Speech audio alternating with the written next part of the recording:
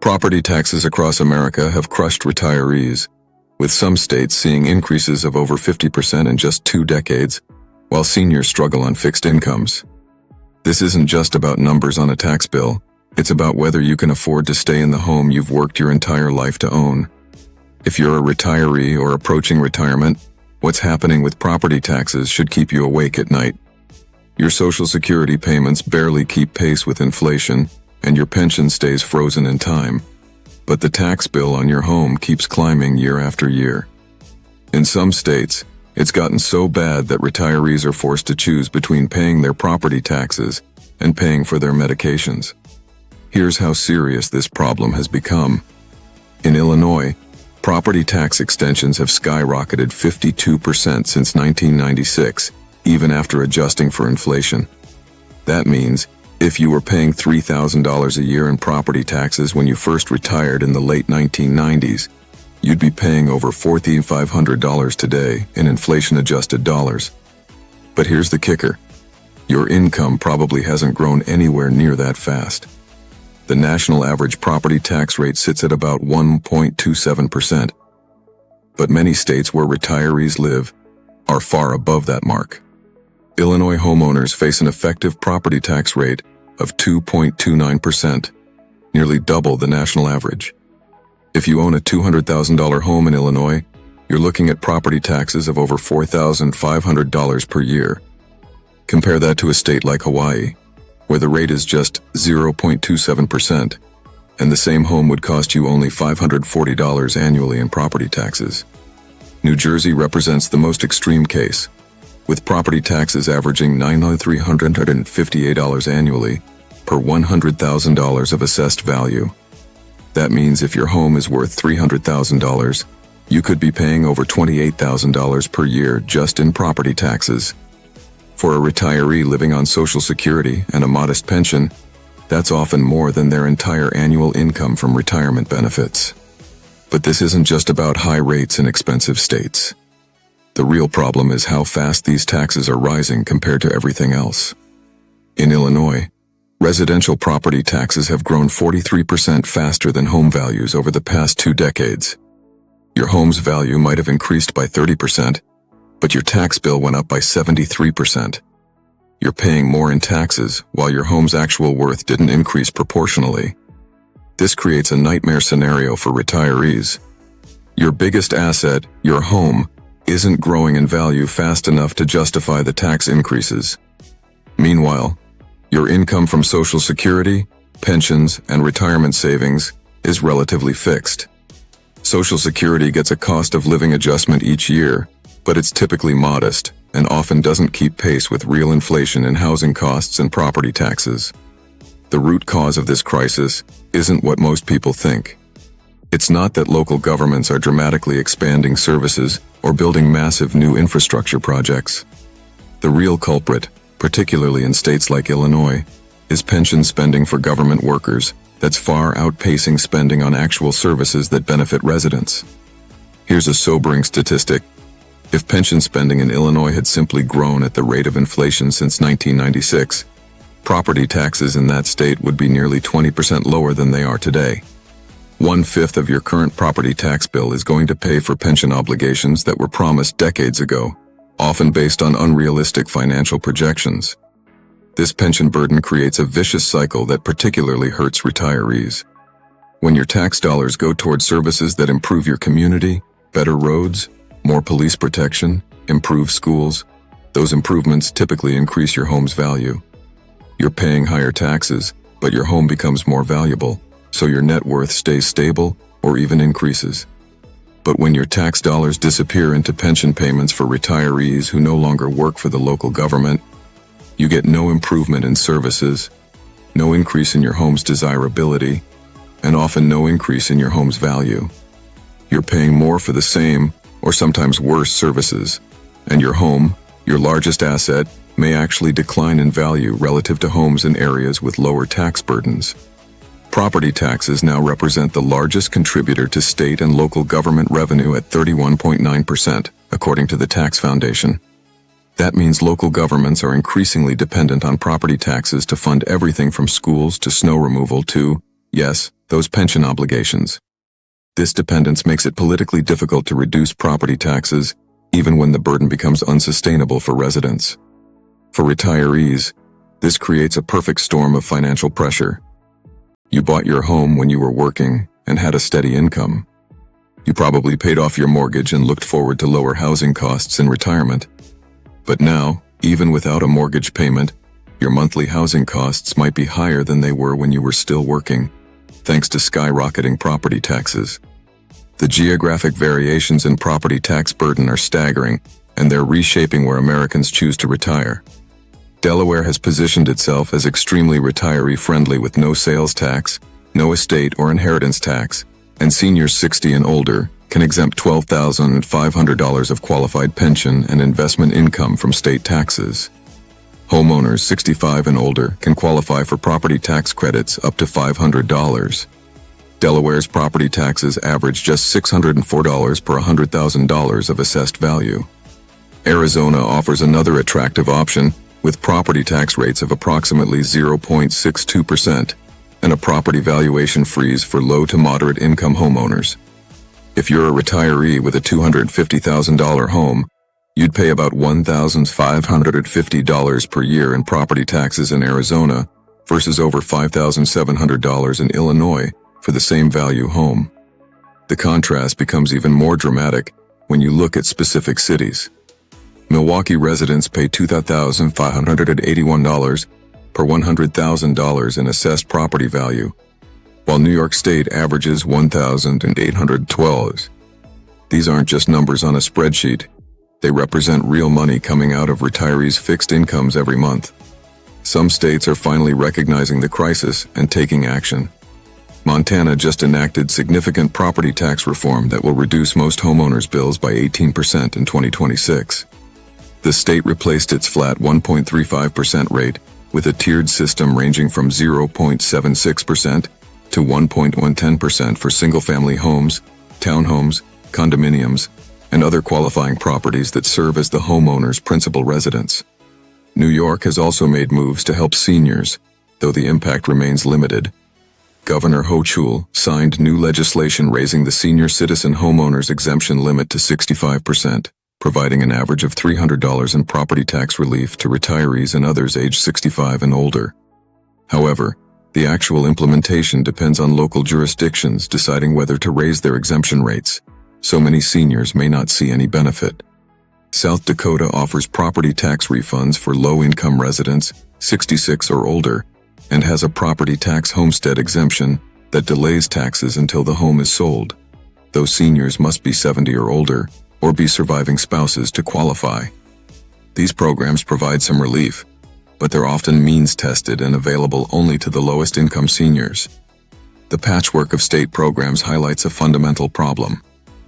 There's no consistent national approach to protecting retirees from property tax increases that outpace their ability to pay. Some states are actively courting retirees with favorable tax policies, while others seem indifferent to the burden their policies place on seniors on fixed incomes.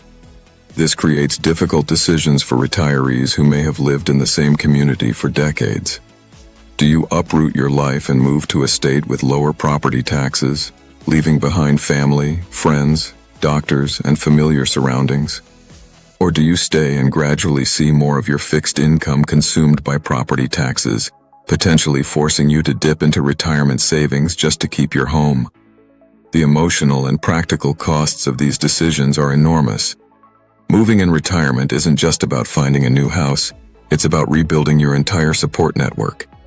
Your doctors, your pharmacist who knows your medications, your neighbors who check on you, your church or community organizations. All of these connections get severed when property taxes force you to relocate. But staying put has costs too. Every dollar that goes to higher property taxes is a dollar that can't be spent on healthcare, home maintenance, travel to visit family, or simple pleasures that make retirement enjoyable. Some retirees find themselves becoming house poor, owning valuable real estate, but lacking the liquid income to maintain their standard of living. The timing of property tax increases makes the burden particularly cruel for retirees. Tax assessments often rise during economic good times when property values increase, But the increased tax bills come due even during economic downturns when retirees' investment accounts and retirement savings may be declining in value. During the 2008 housing crisis, many retirees saw their home values plummet while their property tax bills remained high, creating a devastating double blow to their finances. The assessment system itself can be particularly unfair to seniors. Property tax assessments typically lag behind market conditions, so when home values rise rapidly, the tax increases may not hit for a year or two. This delay can catch retirees off guard, especially if they're trying to budget on a fixed income. Suddenly, their tax bill jumps by hundreds or even thousands of dollars annually, forcing them to scramble to find the money or risk losing their home to tax liens. Some states have tried to address this through assessment caps or homestead exemptions, but these programs often have significant limitations. They may only apply to increases above a certain percentage. They may be means-tested so that middle-class retirees don't qualify, or they may only delay rather than prevent tax increases. The political dynamics around property tax relief for seniors are complex and often contentious. Younger families with children in school districts funded by property taxes may resist programs that reduce seniors' tax burden, arguing that it shifts more of the cost burden to working families. This creates generational tension that can make meaningful reform difficult to achieve. Local governments also resist property tax relief programs because they reduce revenue while the costs of providing services continue to rise. Police and fire protection, road maintenance, and other municipal services don't get cheaper just because some residents receive tax breaks. The revenue has to come from somewhere, which often means higher rates for everyone else or reduced services. The pension crisis underlying much of the property tax problem is particularly difficult to solve because pension promises are often protected by state constitutions or long-term contracts that can't be easily modified. Even when local governments want to reduce property taxes, they may be legally obligated to continue funding pension systems that were based on overly optimistic investment return assumptions from decades ago. This legal protection of pension obligations means that property tax relief for retirees often requires fundamental changes to state laws or constitutions, changes that require supermajority votes and face fierce opposition from public employee unions and retirees who depend on those pension payments. It's a classic case of one group of retirees, former government employees, having their interests legally protected, while another group of retirees, homeowners, bears the financial burden. The federal tax system adds another layer of complexity to the property tax burden for retirees. While state and local property taxes are generally deductible on federal income tax returns, the 2017 Tax Cuts and Jobs Act capped the state and local tax deduction at $10,000. For retirees in high property tax states, this cap means they can no longer fully deduct their property tax payments, effectively increasing their total tax burden. This federal limitation particularly affects middle and upper middle class retirees who may not qualify for local property tax relief programs, but still feel the pinch of high property taxes. They're caught in the middle, earning too much to qualify for senior tax relief programs, but not wealthy enough to absorb large property tax increases without affecting their standard of living. Looking ahead, demographic trends suggest the property tax burden on retirees will likely get worse before it gets better. As baby boomers continue to retire, more people will be living on fixed incomes, while fewer working-age adults remain to support the tax base. At the same time, the pension obligations that are driving much of the property tax increases are coming due, as government employees, hired in large numbers in the 1970s and 1980s, reach retirement age. Climate change is also creating new pressures on local government budgets that may translate into higher property taxes. Extreme weather events require emergency response and infrastructure repairs that can strain municipal finances. Coastal communities face the prospect of massive infrastructure investments to protect against sea level rise and more frequent storms.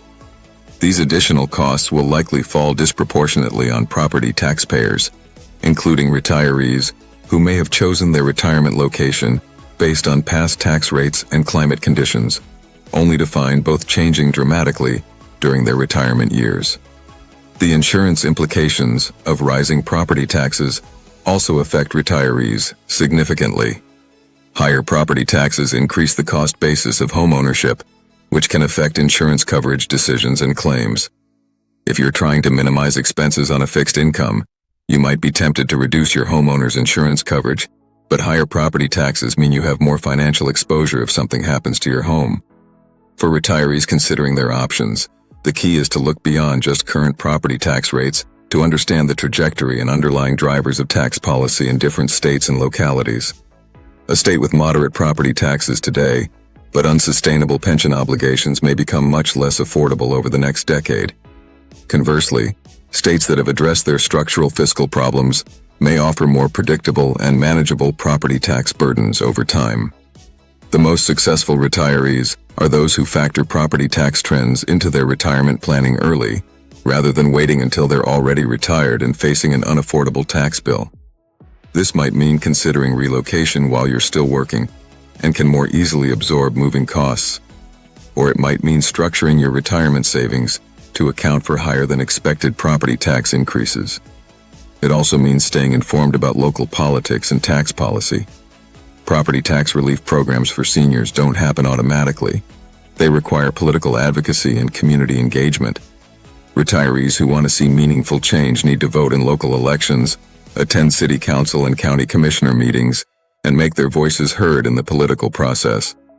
The property tax crisis facing retirees isn't just a personal financial problem, it's a symptom of broader challenges in how we structure government financing and support aging populations. Until we address the underlying fiscal imbalances that drive property tax increases, millions of American retirees will continue to face the impossible choice between staying in their homes and maintaining their financial security. The solution isn't simple, but it starts with recognizing that property taxes have become an unfair burden on retirees who lack the flexibility to adjust their incomes as costs rise.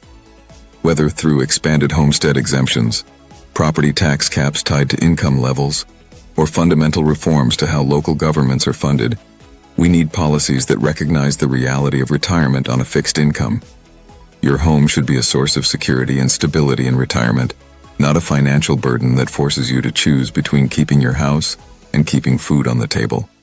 The rising property tax crisis threatens to undermine one of the fundamental promises of the American dream, that if you work hard, save money, and pay off your mortgage, you can enjoy your golden years in the comfort and security of your own home.